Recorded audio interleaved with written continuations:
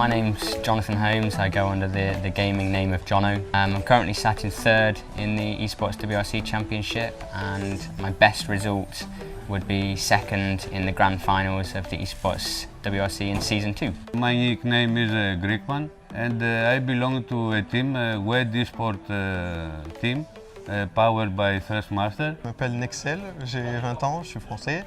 Je suis champion du monde e-sport à la saison 2. J'ai été 3 fois finaliste, donc des 3 saisons. Et je suis actuellement 3e du championnat de la saison 4. First impressions are actually really good. We can see there's definitely been a step up from WRC 7, and XOne have definitely made a step forward in what they've produced. So the new physics model seems fairly good so far. A few obvious new sort of features to it is there's a lot more sort of drive now in the car.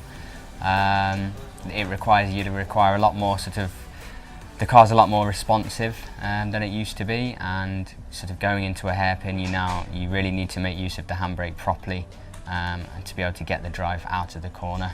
Biggest improvement, I guess you could say the physics, but that's probably what everybody else has said, so I'm going to say the new tyre model. There's a new sort of tyre deformation model where the tyres are scrubbing off during the rally and sort of the wearing down over time, and yeah, eventually you can end up with punctures and the puncture blows out, and yeah, then you're left with a pretty shocking car for the rest of the stage, but yeah, no. My first impression is like a new game.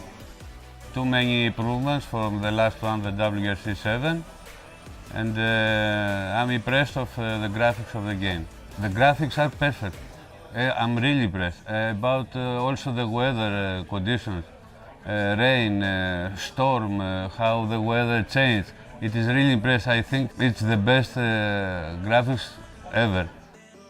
Yes, I like very much the stages. It is very clean. New stones, new roads, the movement of the trees from the air, the rain. Really, I'm very impressed. Avec tous les nouveaux rallyes, donc la Turquie et le Chili que j'aime beaucoup. Même si la Turquie est quand même dure, mais ils sont vraiment sympas à jouer. C'est possible de jouer une spéciale dans un sens et dans l'autre sens aussi.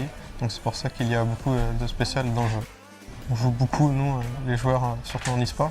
Donc on connaît bien ce qui nous dérange ou ce qu'on aime bien. Donc c'est vraiment cool de pouvoir faire des retours aux développeurs. A couple of new sort of countries, Turkey and Chile, for example.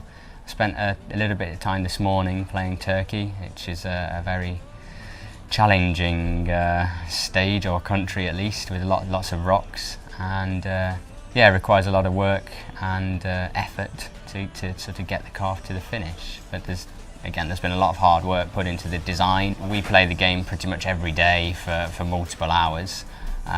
So we know sort of the little tricks here and there, and it's good to actually be able to give feedback on things that maybe aren't correct. I know we suggested a few things yesterday that could do with a little bit more improvement.